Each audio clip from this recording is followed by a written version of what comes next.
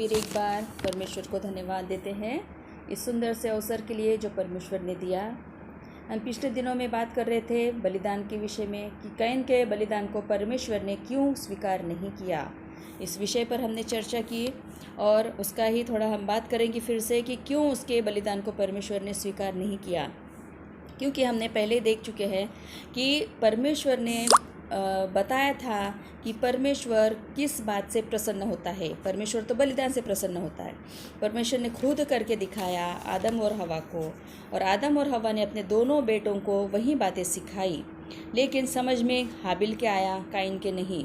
और काइन ने जैसे उसके मन के अनुसार उसको जैसे लगा, उसको जैसे अच्छा जान पड़ा, वैसे उसने परमेश्वर के चरणों के सम्मुख भेंट को लाया। इससे हमें ये पता चलता है कि काइन का जो हृदय है वह परमेश्वर की बातों के ऊपर नहीं है। अगर होता तो वो सही रीति से जान पाता कि परमेश्वर किन बातों से प्रसन्न होता है। लेकिन हाबिल ने जैसे परमेश्वर ने बताया था वैसे ही उसने किया। बाइबल में इस तरह से वचन बताता है कि ना तो तू दाएं मुड़ना, ना तो तू बाएं मुड़ना।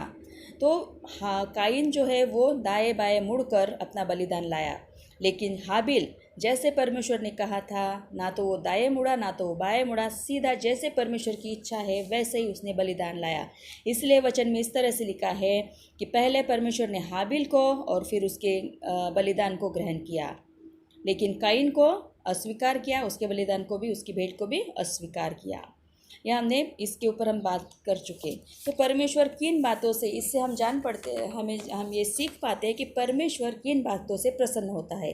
परमेश्वर केवल एक ही बात से प्रसन्न होता है कि हम उसकी इच्छा के अनुसार करें, और हर एक बात हमारे जीवन से संबंधित, हर एक बात हमें कैसा करना चाहिए, क्या नहीं करना चाहिए, हर एक बात इस पवित्र बाइबल में हम पाते हैं। आजकल हम देखते हैं कि परमेश्वर के लोग जो भी भवन में आते हैं भक्ति के लिए, तो अपने अपने भेंटों को लेकर आते हैं, लेकिन फिर उनका उद्देश्य क्या होता है? क्या उन बातों से परमेश्वर प्रसन्न होता है? कोई सोचता है कि अरे मुझे तो अभी मेरे कमाई का 10वां भाग देना पड़ेगा। कोई सोचता है कि अरे अभी इतने मेरे पास पैसे, ये तो मुझे धन्यवाद की भेंट चढ़ानी पड़ेगी। और कोई जबरन या दबाव में आकर परमेश्वर के सम्मुख अपनी भेंट को लाते हैं। लेकिन परमेश्वर क्या इन बातों से प्रसन्न होता है? नहीं। परमेश्वर कहता है भजन संहिता उसका 51 अध्याय 51 और उसका 16वीं आयत क्या कहती है? उसकी आयत कहती है, क्योंकि तू मेल बलि से प्रसन्न नहीं होता, नहीं तो मैं देता, होम बलि से भी तू प्रसन्न नहीं होता। देखिए, परमेश्वर ने ही, पहले हमने देखा कि आदम और हवा को बताया था कि बलिदान के द्वारा मैं प्रसन्न होता हूँ, लेकिन यहाँ पर परमेश्वर का वचन कहता है कि तू मेल बलि से प्रसन्न नहीं होता। दाऊद राजा कह रहा है कि परमेश्वर तू मेल बलि से प्रसन्न नहीं होता, अगर तू प्रसन्न होता तो मेल बलि मैं तुझे देता। क्योंकि परमेश्वर ने जब बताया कि मैं लहू बहाए बिना, इब्रानियों 9:22 में इस तरह से लिखा है कि लहू बहाए बिना पापों की क्षमा नहीं होती। और जैसे आदम और हवा को बताया गया, आदम और हवा ने अपने बच्चों को बताया, उनके बच्चों ने अपने बच्चों को बताया होगा, ये पीढ़ी दर पीढ़ी चलते आया और एक ऐसा पैटर्न बन गया कि मनुष्य पाप करता और परमेश्वर के चरणों के सम्मुख बलिदान लाता, क्योंकि उनको पता है कि परमेश्वर तो लहू से प्रसन्न होता है। पाप करता, लहू को लाता, पाप करता और लहू को लाता, बलिदान चढ़ाता। लेकिन दाऊद राजा कहता है कि परमेश्वर तू मेल बलि से प्रसन्न नहीं होता, होम बलि से भी तू प्रसन्न नहीं होता। क्यों ऐसे वचन में लिखा है? क्योंकि मनुष्य के कार्य जो कि बुरे हृदय से निकलते हैं, बुरे हृदय से बुरे विचार के साथ में निकलते हैं, उन विचारों के साथ में मनुष्य बलिदान लाता है, वो उन बुरे विचारों के साथ में। और परमेश्वर तो अति पवित्र है, वहाँ बुराई की तरफ देख भी नहीं सकता। लेकिन मनुष्य जो अपने आप में धार्मिक है, अपने आप में धर्मी है, वो उसको लगता है, हर एक मनुष्य को लगता है कि मैं परमेश्वर के सम्मुख जो भी मैं भेंट अर्पण कर रहा हूँ, ये मैं परमेश्वर को प्रसन्न कर रहा हूँ। लेकिन परमेश्वर ऐसे व्यक्तियों के, जिनका हृदय सीधा नहीं है, जिनका मन सीधा नहीं है, उनकी भेंट की तरफ देखता भी नहीं। व्यर्थ वे लोग बोते हैं, क्योंकि वचन में इस तरह से लिखा है, भजन संहिता 50वां अध्याय अगर आप पढ़ते हैं तो उसमें इस तरह से लिखा है कि मैं तुझ पर मेल बलियों के विषय में दोष नहीं लगाता। परमेश्वर कह रहा है भजन संहिता 50:8 में कि मैं तुझ पर तेरे मेल बलियों के विषय दोष नहीं लगाता। तेरे होम बलि तो नित्य मेरे लिए चढ़ते हैं। मैं न तो तेरे घर से बैल और न तेरे पशुशाला से बकरे लूँगा, क्योंकि वन के सारे जीव जंतु और हजारों पहाड़ों के जानवर मेरे ही है। सब पक्षियों को मैं जानता हूँ, मैदान पर चलने वाले जानवरों को मैं जानता हूँ। परमेश्वर कहता है कि मैं तो जो तू मुझको जो भेंट तू चढ़ाता है उसका दोष मैं तुझे नहीं लगाता, क्योंकि ये बात तो परमेश्वर ने सिखाई है कि लहू बहाए बिना पापों की क्षमा नहीं होती। वही मनुष्य करते आ रहा है, लेकिन जिस हृदय के साथ में मनुष्य करते आ रहा है, क्योंकि मनुष्य का हृदय सीधा नहीं है, उसको लगता है, हर एक मनुष्य को लगता है कि पाप करो और लहू बहाओ। ये बात परमेश्वर को प्रसन्न नहीं कर सकती। 12वीं अगर वचन आप पढ़े तो इसमें लिखा है, यदि मैं भूखा होता तो तुझसे न कहता, क्योंकि जगत और जो कुछ उसमें है वह मेरा ही है। देखिए, उत्पत्ति परमेश्वर ने की है, संसार को परमेश्वर ने बनाया है, हर एक व्यक्ति को, हर एक मनुष्य को परमेश्वर ने बनाया, जीव जंतुओं को, पेड़ पहाड़ों को परमेश्वर ने बनाया है। और वचन में लिखा है कि जगत और उसमें जो कुछ भी है वो मेरा है।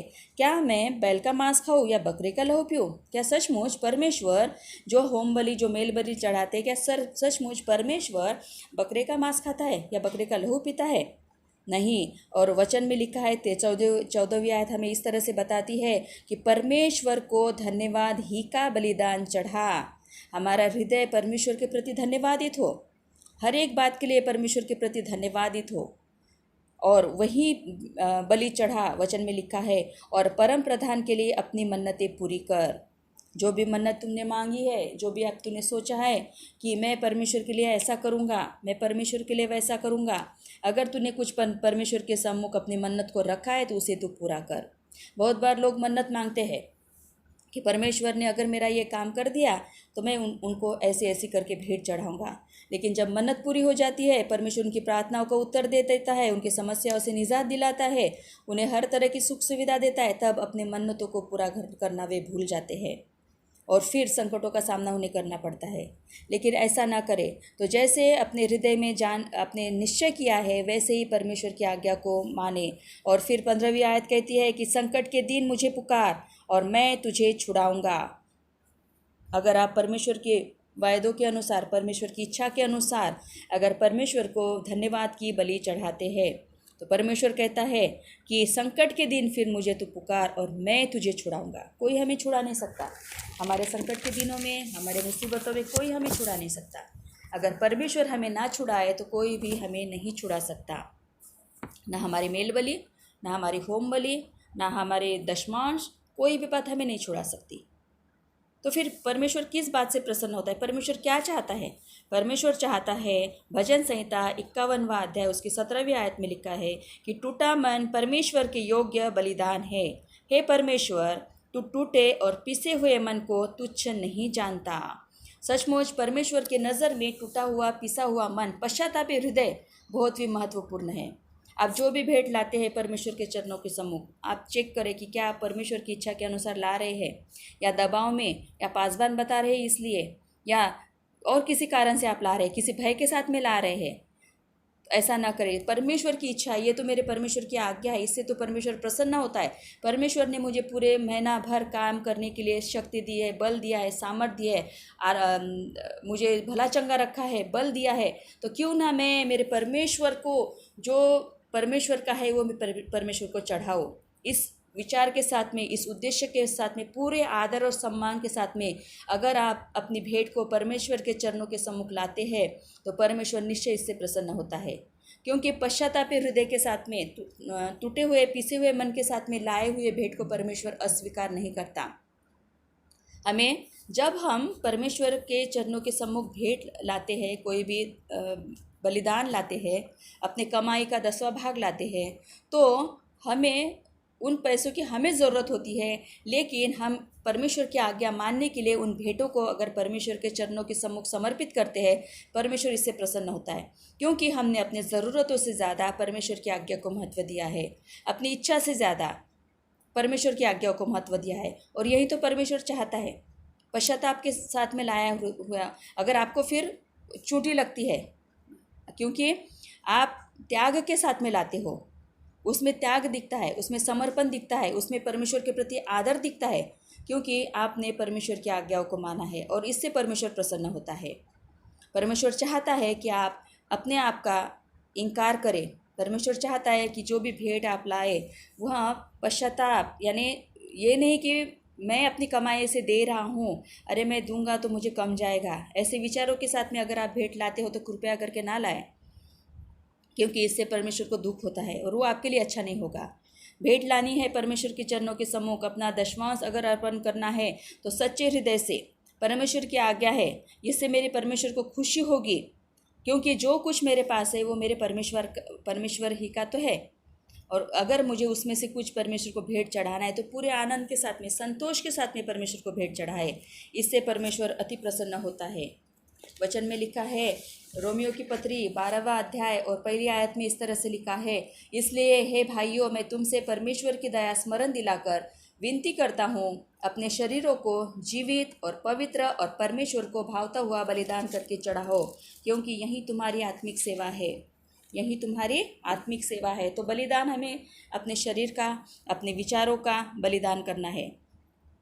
जिस तरह से यूहन्ना कहता है कि प्रभु तू मुझ में बढ़े और मैं घटूं, जिस समय हमने प्रभु यीशु मसीह पर विश्वास किया, उसी समय से जैसे जैसे परमेश्वर हमें अनुग्रह देता है, हम कहे कि हे प्रभु तू मुझ में बढ़े और मैं घटूं, तो फिर कहाँ हमारी इच्छा रही, कहाँ हमारी खुद के प्लानिंग्स रहे। हम तो पूरी रीति से परमेश्वर पर डिपेंड रहेंगे कि परमेश्वर तू हमें आज की रोटी दे। जैसे हम प्रभु की प्रार्थना में कहते हैं कि प्रभु आज की रोटी तू हमें दे। रोज़ की रोटी परमेश्वर ने आपके लिए रखी है, तो फिर क्यों चिंता करना, क्यों परमेश्वर की आज्ञा मानने से पीछे हटना। नहीं, हमें सच्चे हृदय से, पूर्ण विश्वास के साथ में, संपूर्ण समर्पण के साथ में परमेश्वर की आज्ञाओं को मानना है, क्योंकि परमेश्वर को प्रसन्न करना ही हमारे जीवन का उद्देश्य है। जिस समय परमेश्वर ने आदम को बनाया, उद्देश्य एक ही था कि वह चाहता था कि वह आदम के साथ में संगति करे, सहभागिता करे। आज परमेश्वर आपसे सहभागिता करना चाहता है, संगति करना चाहता है। अगर आप पश्चाताप हृदय के साथ में आते हैं, टूटे पीसे हृदय के साथ में आप आते हैं परमेश्वर के चरणों के सम्मुख, फिर आप जो कुछ भी भेंट आप लाते हैं परमेश्वर की आज्ञा के अनुसार, परमेश्वर उससे अति प्रसन्न होता है। और फिर परमेश्वर कहता है कि तूने अपने कमाई के इतने छोटे से भाग में से भी अपने लिए नहीं रख छोड़ा, मेरे राज्य के लिए तूने बोया। हे भले और विश्वास योग्य दास, आ इस बड़े से राज पर राज कर। वो आपसे कहेगा, वो आपसे प्रसन्न होगा। और बहुत ज़रूरी है परमेश्वर को प्रसन्न करना, क्योंकि परमेश्वर अगर हमसे प्रसन्न है, सारी आशीष हमारी है, सारी आशीष हमारी है। लेकिन अगर हम अपने बल से, अपनी योग्यता से परमेश्वर को प्रसन्न करने की कोशिश करते हैं, हम सोचते हैं कि मैंने जो कमाया है उसमें से मैं 2% दे दूंगा, 1% दे दूंगा, या उपकार से धन्यवाद की भेंट नहीं चढ़ाते हैं बहुत सारे लोग कि परमेश्वर ने हमें संभाला है, हमारी रक्षा की है, हमारी सुरक्षा की है, क्यों ना मैं परमेश्वर को धन्यवाद की भेंट चढ़ाऊँ। बहुत सारे लोग नहीं चढ़ाते, लेकिन हमें परमेश्वर को धन्यवाद की भेंट भी चढ़ाना ज़रूरी है। ऐसा करने से हम परमेश्वर को प्रसन्न करते हैं। और जब परमेश्वर प्रसन्न है, परमेश्वर अगर हमारी ओर है, तो हमारा विरोधी कौन हो सकता है। आपके घर में आनंद रहेगा, आपके घर में शांति रहेगी, चंगाई रहेगी, हर तरह की आशीष रहेगी। लेकिन अगर हम परमेश्वर की आज्ञा के अनुसार नहीं करते, अपनी ही भेंट जिस तरह से काइन ने लाया था, जैसे उसको जान पड़ा वैसे उसने लाया, उसने परमेश्वर ने जिस तरह से मार्गदर्शन किया था, जिस तरह से सिखाया था कि लहू बहाना ज़रूरी है, लेकिन उसने अपनी योग्यता के अनुसार उसने लाया, और परमेश्वर ने काइन का भी अस्वीकार किया और उसकी भेंट का भी अस्वीकार किया। हमारे साथ में ऐसा ना हो। तो परमेश्वर हम सबों को अनुग्रह दे, जैसे परमेश्वर की इच्छा है वैसे हमें परमेश्वर को भेंट चढ़ाना है, क्योंकि ऐसा कुछ भी आपके पास नहीं है, हमारे पास ऐसा कुछ नहीं जो हम बड़े गर्व से कह सके कि ये मेरा है।